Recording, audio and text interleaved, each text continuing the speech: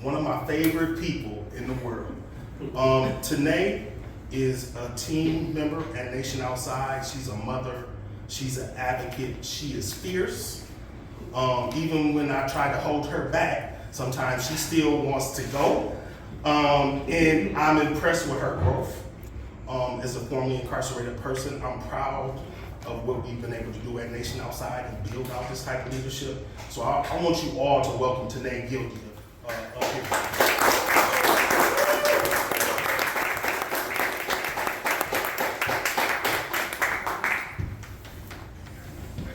Hello. So that was a little intense for me. Just listening to you guys speak got me a little emotional, right? Because I am formerly incarcerated. I am justice impacted. I've been with Nation Outside for 1.5 years. And in that 1.5 years, they have empowered me to use a story that for over a decade made me feel like I was less than. So that's super important for me, and being able to stand here and share my story with you is super important. So I think maybe I'll add in a few of the parts that I usually leave out.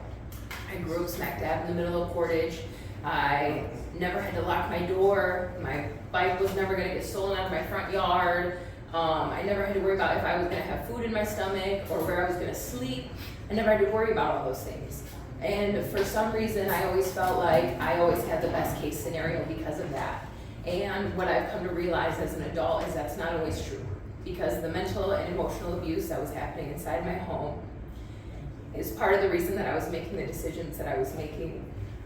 The decisions that landed me inside every facility inside Kalamazoo, every jail, and eventually led me to prison. So I'm sitting there after a decade of making and using drugs, and I pay a taxi $60 to take me to go drop. I'm on one of those judicial systems that says, you gotta come drop today, and if you drop clean, then we'll let you go home.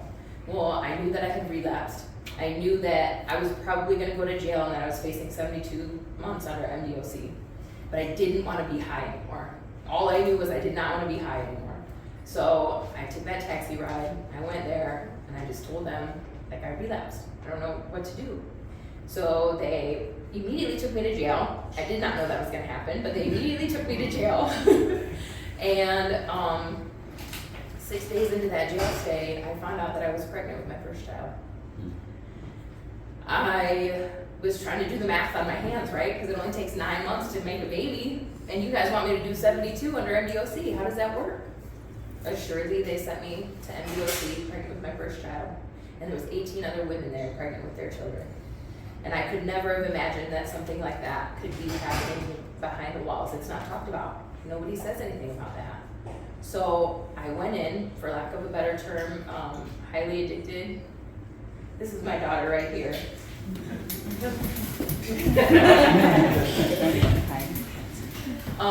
So I went in highly addicted, but not wanting to be high anymore, and I went in not a mom. I knew something had to change, so under MDOC, I earned 2 college degrees. I'm 9 credits in my third. I gained the coping skills that hindsight 2020 I never had. I was sober for a full year before I relapsed, but I had no idea how to cope with the actual trauma that I was dealing with, and I actually hadn't even addressed the fact that that's what was happening. I just thought I had best case scenario and I was being a jerk. So I come out with my child. My family came, brought her to see me, and that kept me going. All of a sudden I have something bigger to live for than just myself. And I know that that's part of the reason that when I came back out into that same mentally and emotionally abusive household, that I didn't give up this time. I came out to the same type of household that I was running from, but it's the only household that I had to support me in that time, which was a lot better than some other people had, which is how I became to working with Nation Outside, is because if I had what I believe to be best case scenario, and I was struggling to keep going, to keep trying, then there must be other people out there that need the support that Nation Outside is willing to offer. So I became certified in pest control. I became a licensed esthetician, massage therapist. And do you know that everywhere that I went and applied, they take my application money and tell me that I couldn't live there because of what I did 10 years ago. I get out, my child's 3, she's now 8. So all these years that I've spent rebuilding my life, becoming a productive member of society, the person that everybody said that I needed to be the entire time. And all of these places are telling me that I can't live there, that I can't work there, that I'm not good enough to be part of their society. And it was really hard for me because I wanted to create a safer, healthier household for me and my child than what I had. And the worst part was I was living in the same type of household with her that I had as a child. So after handing out thousands of dollars worth of application fees and just being told no and knowing that there's nothing I can do to change it, I started working on rebuilding my credit, and eventually we were able to get our own home. So we do have a home now, but the amount of things that I had to face to get to the point of having my own home, the amount of things that I still don't understand about being a homeowner are still there. But I wake up every morning and I'm able to tell my baby that I love her, and I'm able to give her a more stable environment than I was ever able to have. You wanna come up here?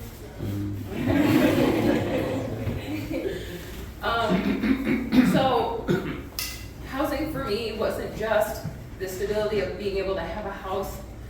It was being able to look my child in the face and say, we all make mistakes and you should keep making them, because making mistakes makes you a better human. If you learn from experience instead of learning from other people, then it's going to be a stronger lesson for you in life. For us to be able to have fair chance housing passed would mean that society has stopped judging me for my past mistakes, that I've made up for the things that I did in the past, and that I deserve the same rights as anybody else. Thank you for listening.